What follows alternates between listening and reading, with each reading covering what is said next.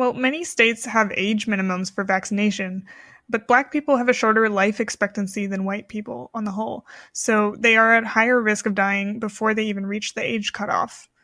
And many Black and Latino households are less likely to have high-speed internet and the time to spend online booking appointments. They're also less likely to own a car or be able to get to the vaccination sites. Language barriers and ID requirements also make it harder.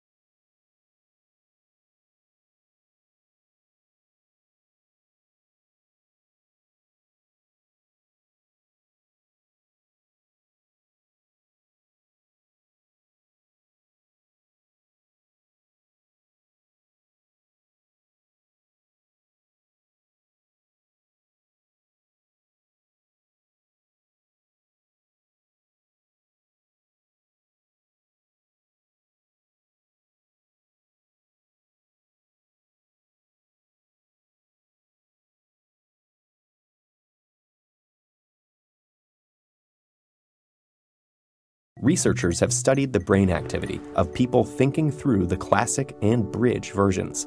Both scenarios activate areas of the brain involved in conscious decision-making and emotional responses. But in the bridge version, the emotional response is much stronger. So is activity in an area of the brain associated with process internal conflict. Why the difference? One explanation is that pushing someone to their death feels more personal, activating an emotional aversion to killing another person. But we feel conflicted because we know it's still the logical choice.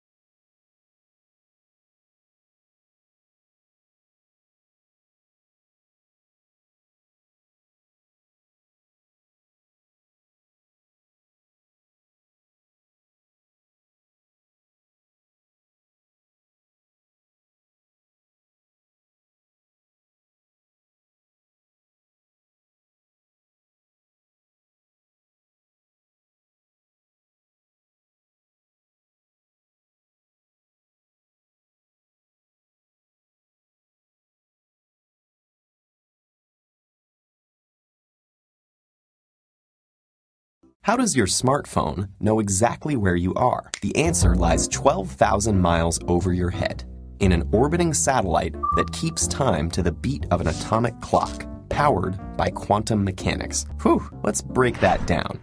First of all, why is it so important to know what time it is on a satellite, when location is what we're concerned about? The first thing your phone needs to determine is how far it is from a satellite. Each satellite constantly broadcasts radio signals that travel from space to your phone at the speed of light.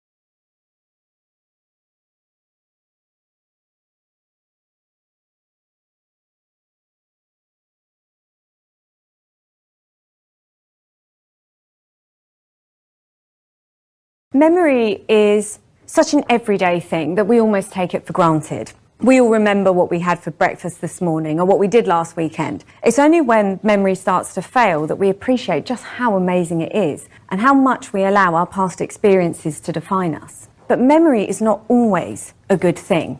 American poet and clergyman John Lancaster Spalding once said, "As memory may be a paradise from which we cannot be driven, it may also be a hell from which we cannot escape." Many of us experience chapters of our lives that we would prefer to never have happened. It's estimated that nearly 90% of us will experience some sort of traumatic event during our lifetimes. Many of us will suffer acutely following these events and then recover, maybe even become better people because of those experiences. But some events are so extreme that many, up to half of those who survive sexual violence, for example, will go on to develop post-traumatic stress disorder.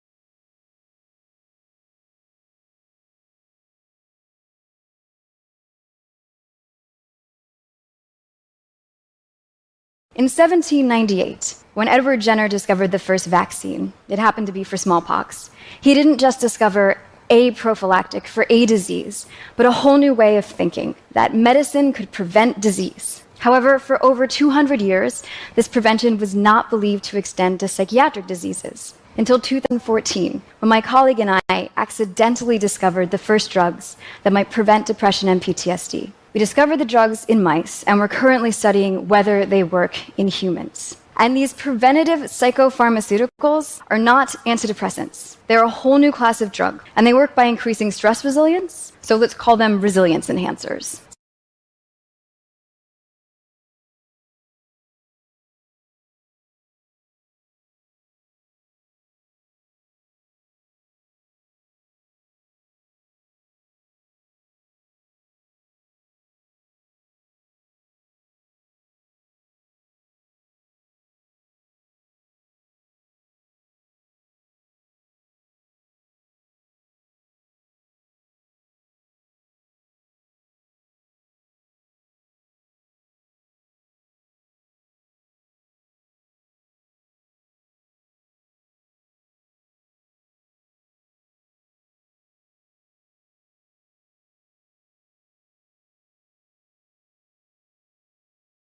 These two paintings, both called sunflowers, are generally accepted as the finest of several depictions of the thick-stemmed, nodding blooms that Van Gogh made in 1888 and 1889 during his time in Arles.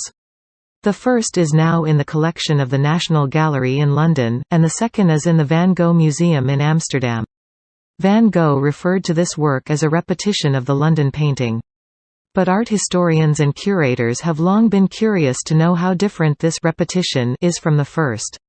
Should it be considered a copy, an independent artwork, or something in between? An extensive research project conducted over the past 3 years by conservation experts at both the National Gallery and the Van Gogh Museum has concluded that the second painting was not intended as an exact copy of the original example, said Ella Hendricks, a professor of conservation and restoration at the University of Amsterdam, who was the lead researcher on the project.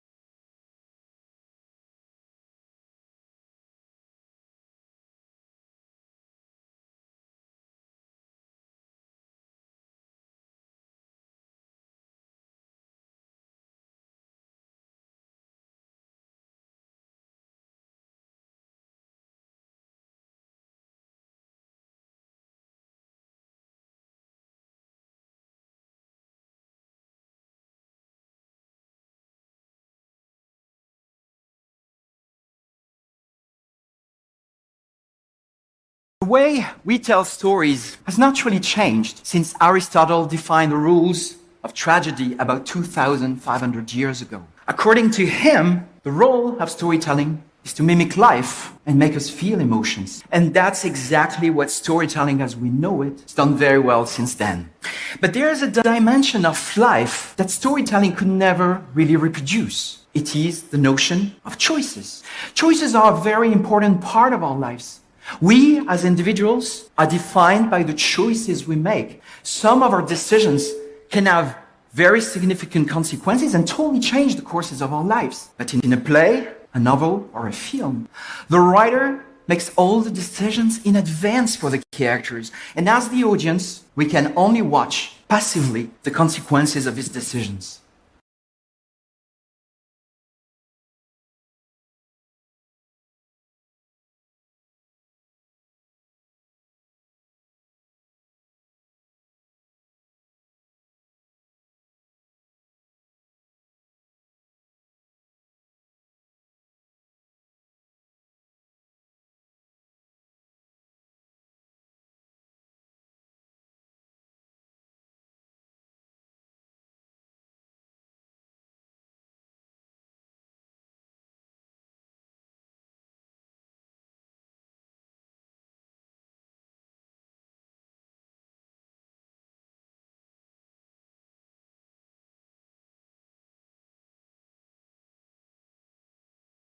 We, humans, are becoming an urban species. So cities, they are our natural habitat. That is where we live. In 2014, over 54% of the world population was living in cities. And I can bet you that so many of these people have thought of how they would do things differently. Like, if I only had the tools to change things in my city, what would I do? What would my dream city be like? And these tools, this is just what we gave them. 2 years ago, my team and I, we released the game, City Skylines. It is a game about building cities.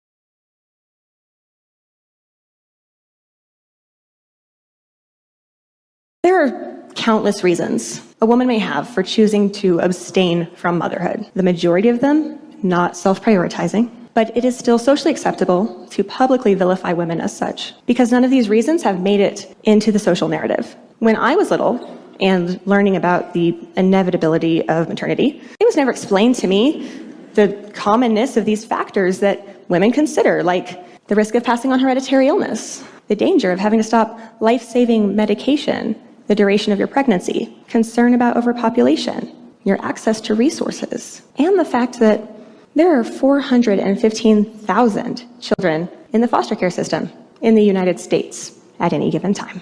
Reasons like these, many more, and the fact that I don't like to leave things of this magnitude to chance, all informed my decision to become surgically sterilized.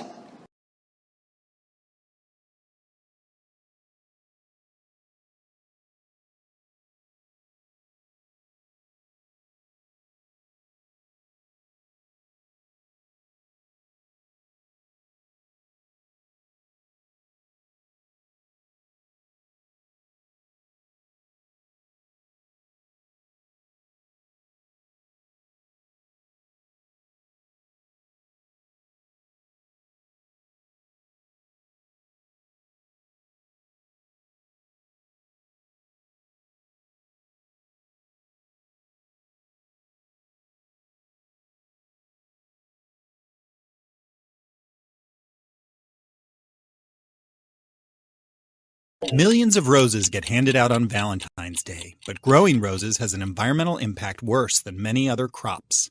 Start with climate change. Most roses in the US and Europe are imported from warmer climes. All that flying and trucking adds thousands of metric tons of carbon dioxide to the atmosphere. Then there's all the water needed to, well, water the flowers, and the runoff fouled by copious quantities of pesticides needed to make the roses look perfect. There's also the wildlife and workers poisoned by all that fumigation.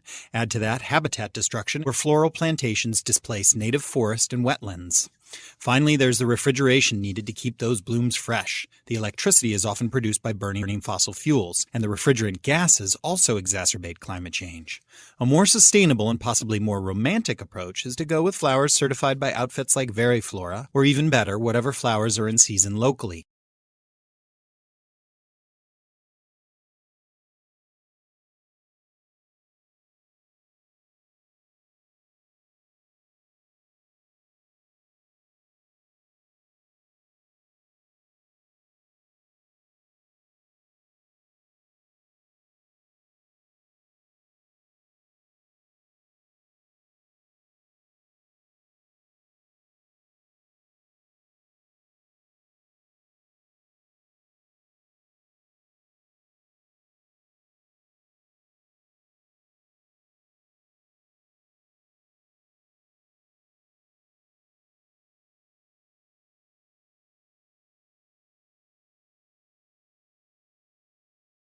We discovered a new species of deep-sea octopus where the females lay their eggs on sponges attached to rocks that are over 2.5 miles deep. These rocks contain rare earth minerals. And right now, there are companies that are building bulldozers that would be capable of mining the deep-sea floor for those rocks. But the bulldozers would scrape up all the sponges and all the eggs with them.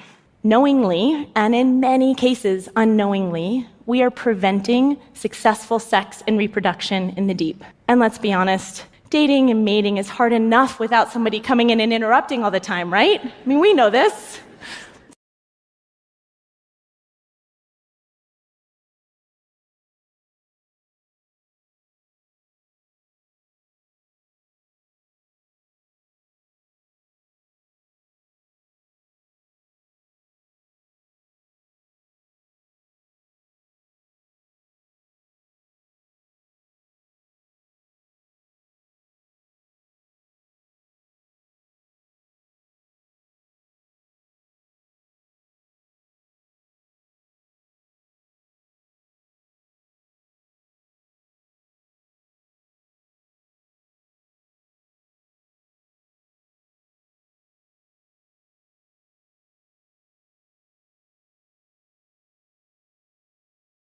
Climate change is making our oceans more acidic. It's the result of too much carbon dioxide entering seawater. This change in chemistry could scramble that message, or it could damage the lobster's smell receptors. Pollution from land can have similar impacts. Just imagine the consequence for that female if her love potion should fail. These are the kinds of subtle but significant impacts we're having on the love lives of these marine life.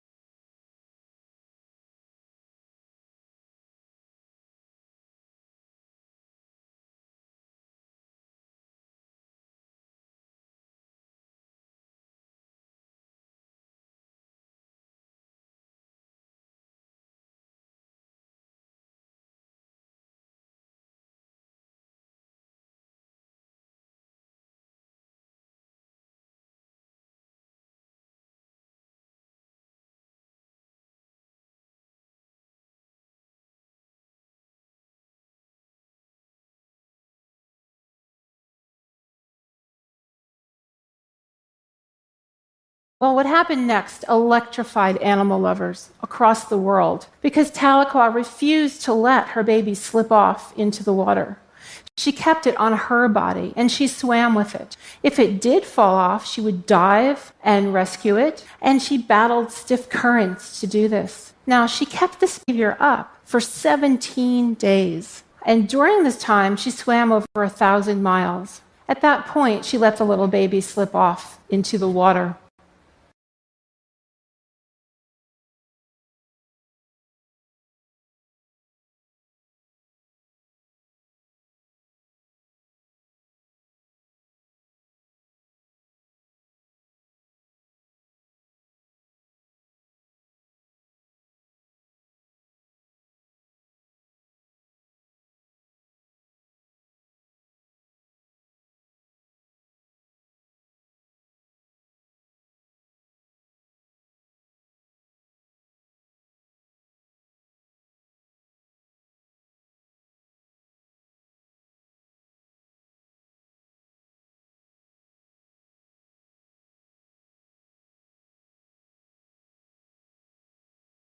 Whether we want to or not, humans spend a great deal of time considering death, and it's possible we've been doing so since shortly after Homo sapiens first began roaming the landscape. After all, the first intentional human burial is thought to have occurred around 100,000 years ago. What might those early people have been thinking as they took the time to dig into the earth, deposit the body, and carefully cover it up again? Were they trying to protect it from scavengers or stymie the spread of disease? Were they trying to honor the deceased?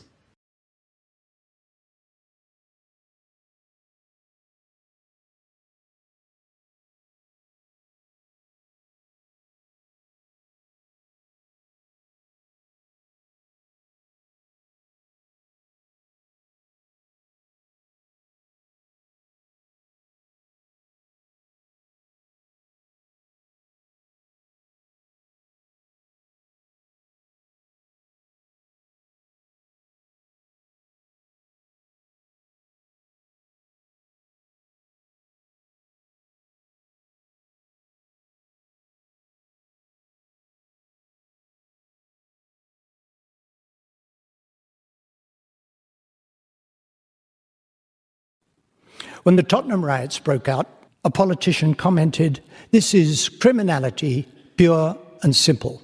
To paraphrase Oscar Wilde, the riots were not very pure and the causes were not simple.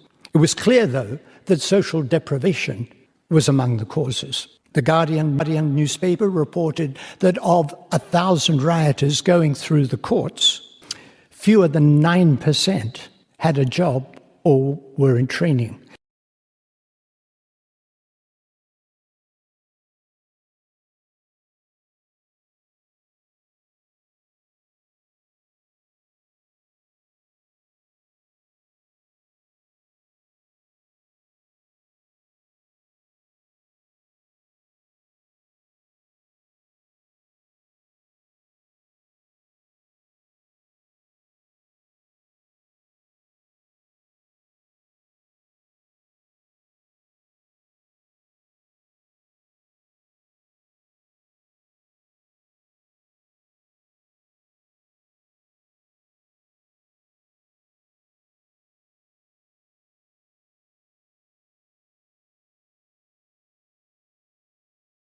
The powerful example of one individual's forgiveness makes me worry that lawyers and officials too often overlook the tools that law itself creates to allow forgiveness, when the principle should be the cornerstone of a thriving society. I worry that lawyers and officials do not adequately use the tools of forgiveness, by which I mean letting go of justified grievance. And those tools are many. They include pardons, commutations, expungement, bankruptcy for debt, and the discretion that's held by police and prosecutors and judges.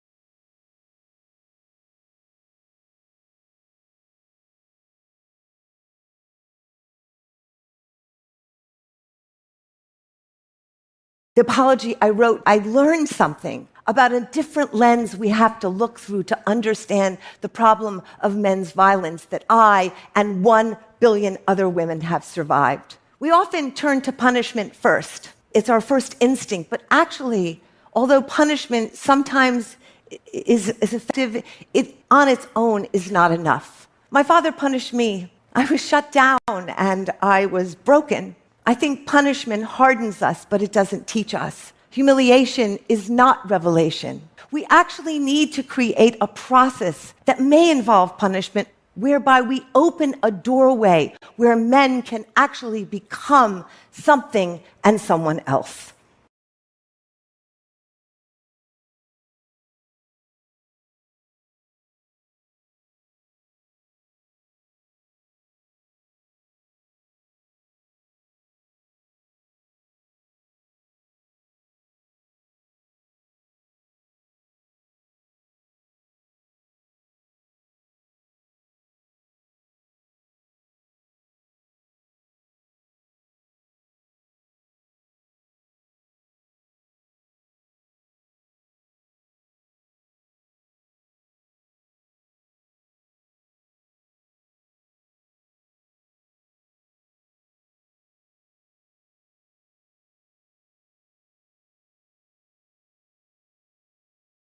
The vast majority of people that I actually work with are not at all chronic philanderers. They are often people who are deeply monogamous in their beliefs, and at least for their partner. But they find themselves in a conflict between their values and their behavior.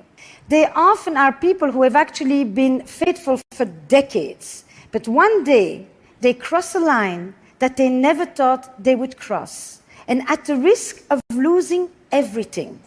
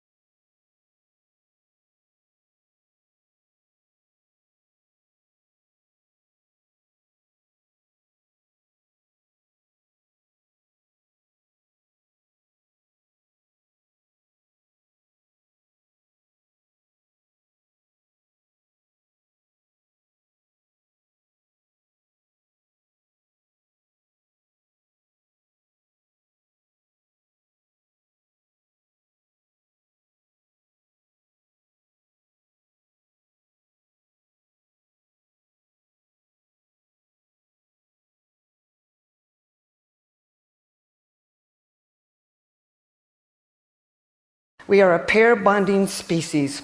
97% of mammals do not pair up to rear their young. Human beings do. I'm not suggesting that we're necessarily sexually faithful to our partners. I've looked at adultery in 42 cultures. I understand some of actually the genetics of it and some of the brain circuitry of it. It's very common around the world, but we are built to love.